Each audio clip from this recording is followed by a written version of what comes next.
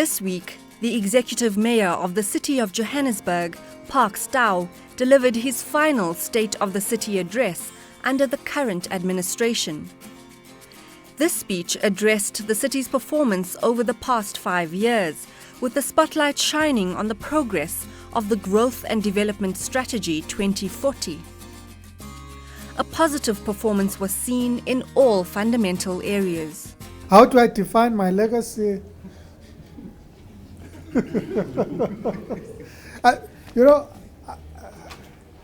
It might sound cliche, but I never really came into office with the idea that I want to leave a legacy. I came into office as a natural progression of being an activist contributing towards creating a better society for our people. So, do I want to leave individual legacies that say there's a stamp of Park Stow? Not really. I think that the task that we have in South Africa is so enormous, so important, so huge, that our collective responsibility is to move beyond our own individual sort of legacies to get to the point where what we represent is about creating a better society for all the people of this country. For as long as you have thousands of people that go to bed hungry, you must be worried. So, do we want to live a city where no one goes hungry? Certainly want to do. Do you think about that as a form of legacy, or is it about a fundamental responsibility of a leadership in an environment where there's endemic poverty? I think it's the latter. So I don't really think about it in the form of individual legacies and leaving a stamp in one form or the other. That's my orientation, and maybe I'm traditionalist in that way. I come from the Amos Masondo school of thought, if you know what I mean. I always say, the former mayor used to say,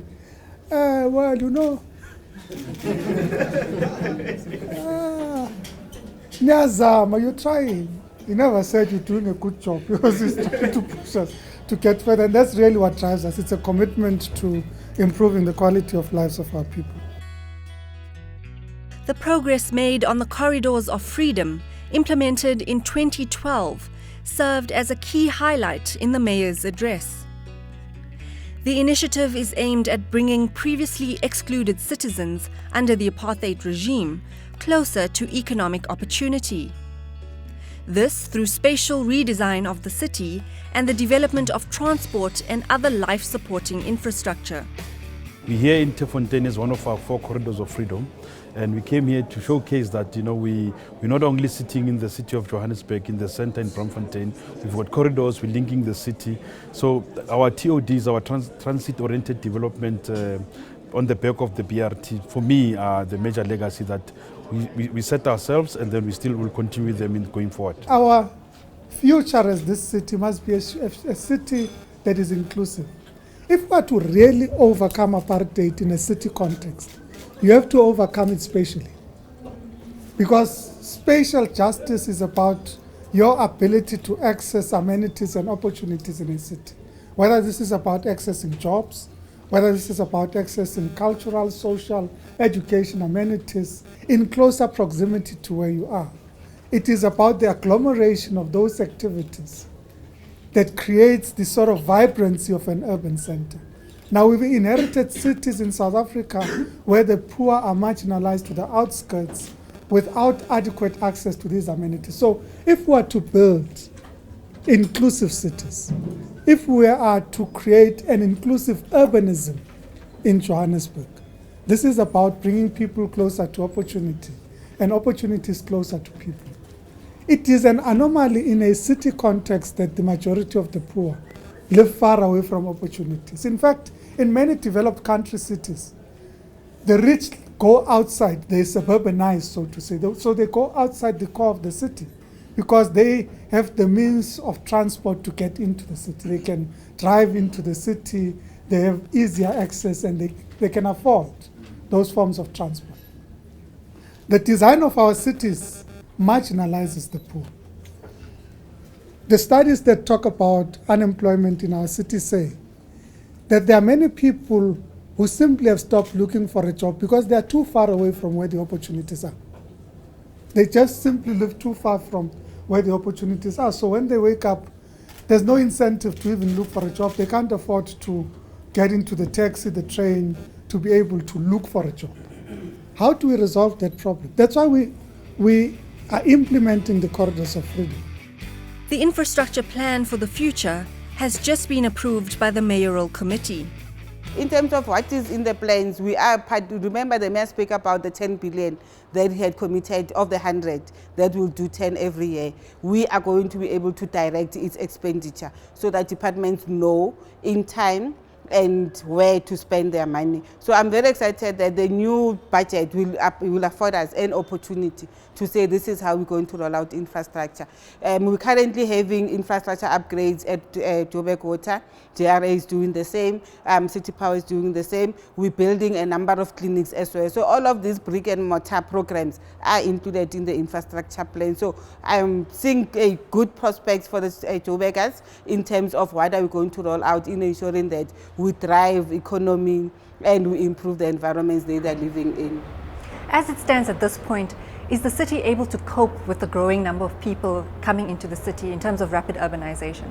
It is a challenge, but part of what we did when we did budget allocations, we have made some allocations for us to be able to carry and absorb the requirements that the communities have. We had them indicating that every month we have about 10,000 plus people coming into Johannesburg. They do have access to water, access to electricity, access to our clinics as well, because we had to ensure that we cover their basic needs in terms of housing and other human capital or human settlement issues. That is where we're battling a bit with registering them. Some of them refuse to come forward, but we do allocate and provide to them basic needs so that at least they are able to live. They're here because they're looking for greener pastures, so we are able to help them in doing that. We want to absorb them in the system, so it's important for us to work with them. You know, when we make calls for them to come, so that we register them, so that we know as well where they are. It is really important. It's a bit of a challenge, but I think with engagement through the migrants desk, we will be able to reach out for them and they will be able to come and work with us. The one most significant legacy that we're living out and close to my heart is the electrification of informal settlements. We never spoke about it. Nobody ever spoke about it up until Mayor Dow took over. And we decided that we understand that there are shortcomings, there are things that we need to resolve. But as we resolve those things, we are going to electrify them.